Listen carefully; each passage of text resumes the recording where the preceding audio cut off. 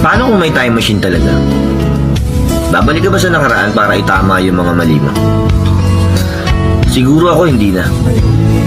Kasi dahil sa mga mali kong yun, marami ako natutunan.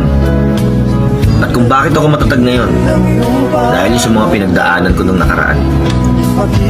Wala namang perpektong tao, lahat nagkakamali.